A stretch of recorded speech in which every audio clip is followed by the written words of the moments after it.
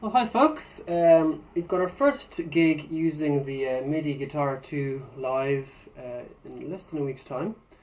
And I've been using my iMac up till now to program everything in, to make my own patches and stuff like that. But now it's time to make it work on the MacBook Air, which is obviously what I'll be using in the live situation. So let's go and do that now, and then after I've shown you how to use it, I'll tell you as to why you might want to use it and give you some inspiration perhaps as to how you can get more out of it. So first thing you're going to need is your instrument. I'm going to be using my NS Design electric cello. Next thing you need is a laptop, an audio interface. This is a very simple and easy to use, the iRig HD2 if the Focusrite might be a little bit on the expensive side. It is Thunderbolt, which the other one is MIDI, so USB, sorry. So this will actually work better, faster. The next thing that you need, which is entirely optional but very, very recommended, is some sort of MIDI foot switch. In my case, I'm using the Boss SY300. It's no longer making sounds, it's just using these two buttons to switch through the patches. I've also got a pedal input into the expression auxiliary. And then I've got a source audio pedal, hot hand, plugged into the Neuro hub, which is then programmed, plugged into the MIDI in on this synth. Okay, so rewind that if you want to hear it again. If I went a bit fast. Basically, I'm using the Boss SY300 with USB. So anything that's going MIDI into it is being routed via USB to control the computer. What you need to make sure that you do is to make everything USB through, and I'll show you how to do that in just a moment.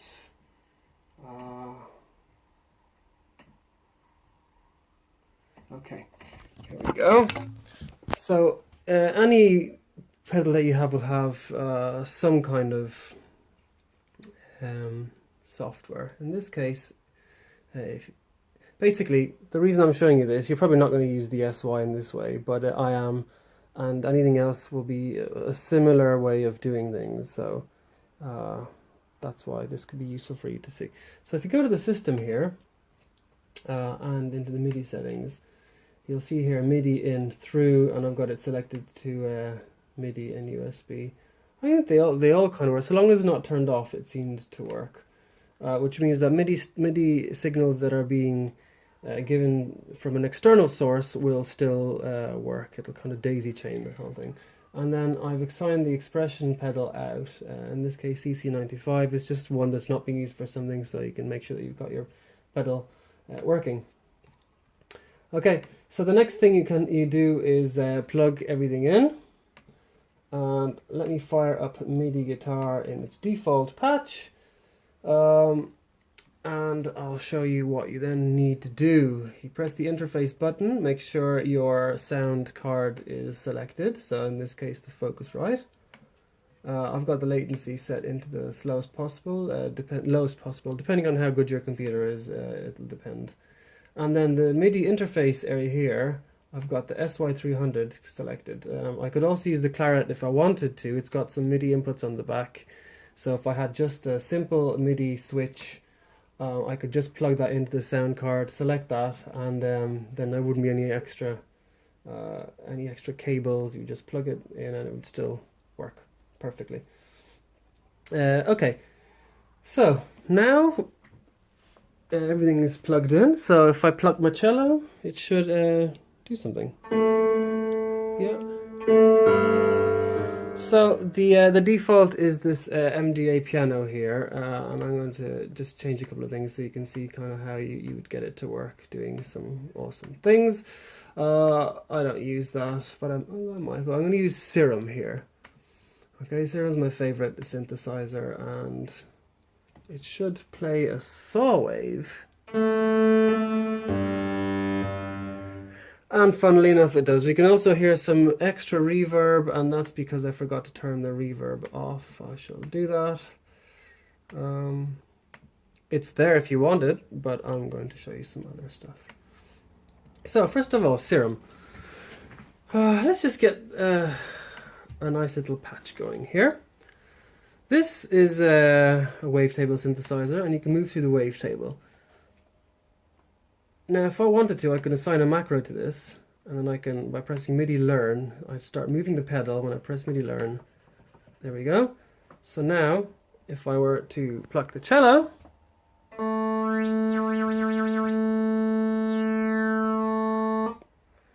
so anything that you want to in Serum can be assigned to a macro, or almost everything. So the possibilities there are quite incredible for how much live on-stage modulation you can do. The other thing that you might want to do is there's this mix button here. What this is the mix between the instrument and the synthesizer. Let me show you what I'm talking about. If I press the MIDI learn button here, you'll notice that everything kind of changes. It tells you what you can assign. So if I start moving the other pedal, when I press assign, there we go. It is now assigned, and I can change it. So if I have it on the blue, it may or may not make a sound. It didn't make a sound. It will in a moment. Let me just assign something to this. Let's go with the black box, because I love this. I love this. So this is a saturator kind of. So what I can do now is I can start to overload the tubes and get myself some nice crunch. You got that beautiful tube distortion going on. Okay, so that's what that sounds like. And then I can, by pressing the pedal, I can move back to my synthesizer. And I can modulate.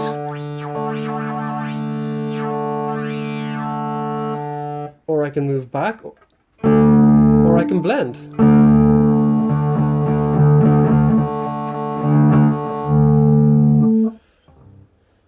So as you can see, it's very, very useful how to do that, and the amount of possibilities are pretty endless.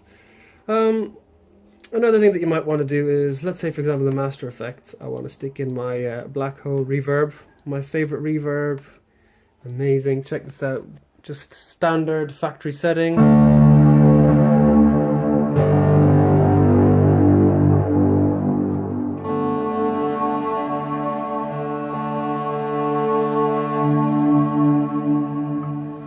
Incredible. Absolutely incredible. Love it. Let's say I want to pop in a, I don't know, the most famous compressor in the world, the LA2A. Oh, it's running in demo mode. I'll have to unlock that at some point. But it's okay. It's just because I've just installed it and I forgot how to do it.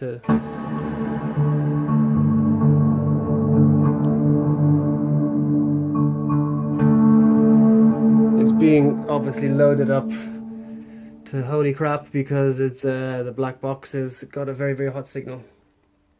Okay, so I'm going to show you now something very important. If you look on the side of this cello, this is my input gain, and this is max, and it's just a little bit below, and this is my color, that's max, and it's a little bit below here. Now in the instructions you'll find that it tells you to put it on full blast. I found that it was very, very counterproductive. It was causing all kinds of feedback, and just didn't work. It was terrible. So now you're pretty much ready to go. All you need to do is have the plugins that you want available and make your patches, and you're ready to go live. Now, the first question that anybody would probably ask is, why would I bother to do this? There are many, many types of rigs that are already available. Why not use them, right? Well, you can. There's no one stopping you from using them. But the problem with them is that... I just have to stop the hissing there. The problem is that... the analog pedals and all of the physical pedals that you might want to use are really, really expensive, as are cabinets. You're looking at paying for all the hardware, each individual pedal. then you have to find a pedal board, then you have to find space for everything you want on the pedal board, then you have to power everything. You're looking at so much money, and then you have to carry it all there, and then of course you've got your cabinet that needs to go somewhere, right? You can't just put that in your little tiny laptop case and that. So and you've only got one. You can't take 100 cabinets with you for each track, right? Right, but with this you can. So if you buy, for example, that iRig that I was using, it comes with loads of cabinets, it comes with loads of amplifiers, it comes with loads of pedals that you can to get you going. And if you pay, I think, £100, you can unlock the entire suite that they do, and they do. Well, they basically cloned everything that you can think of: all Mezzo Boogie amps, Fender, Marshall, pedals, full tone, orange, everything that you know, all the cool boutique stuff that's way expensive is yours for the price of £100. Do they sound as good as the real thing? I'm not sure. They won't sound far off, however, and at that kind of price difference, you know, you're at least able to demo them. You see, with the physical pedals, you know, you have to go to several different shops because, of course, they don't all have all the pedals that you want to try. And whereas here, you just press the next button. There you go. Try it out.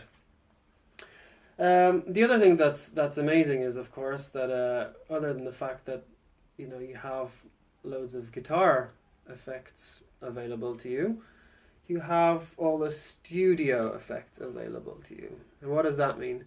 Well, for example, you saw me load up the LA two-way compressor. That's arguably the most famous compressor ever made. I think they're about £2,000 to buy.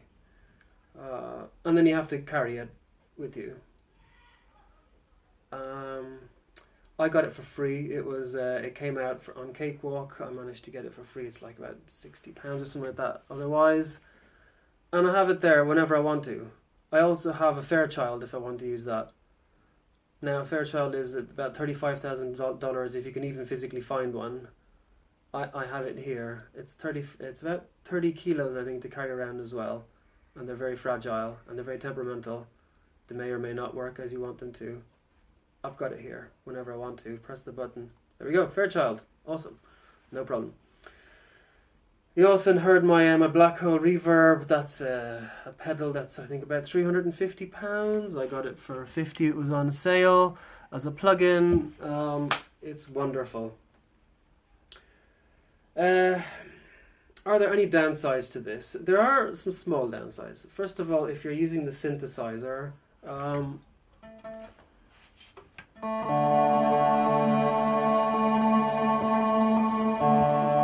there is a tiny amount of latency. With this kind of playing that I did now at the plucking, it's pretty much imperceivable. It's so fast at translating what you're doing into audio that it's, you know, unless you're going really fast with sort of separate notes, plucking each note or bowing each note, it doesn't matter. Tracking is great. It's not perfect. It's constantly improving.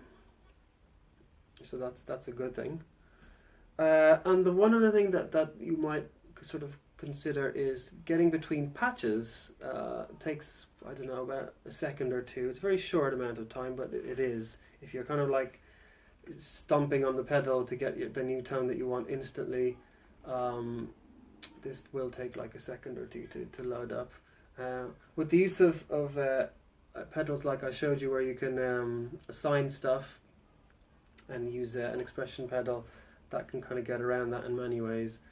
And the other thing is, if you're going to change patch, for example, if you've got a delay or a reverb and you've got the tail, it'll kind of disappear. So you kind of need to find a patch per tune, or to have a couple of seconds in between changing patches. However, I think those are some very small prices to pay. I've managed to find my way around them. I'd literally make two patches, for example, in Serum, and just assign them to one macro. So when I want one patch, I'll have the pedal down, and when I want the other patch, I just flick it up, and then boom, done. And then I can use hot hand, I can use the other expression pedal, I can use whatever I want to further modulate within the patches. I think that possibly covers everything. If you've got any questions or comments of any nature, please let me know. I'll be happy to try and answer them. And I hope this kind of inspired you to try something a bit different, to stop spending inordinate amount of money on hardware, which is what I did, and it never kind of had the result that I wanted. I could never get the sounds that I wanted. With the Boss SY, for example, it's great, but it's just, you know, it's competing with Serum. You can't compete with Serum. Serum is Serum, and that's it.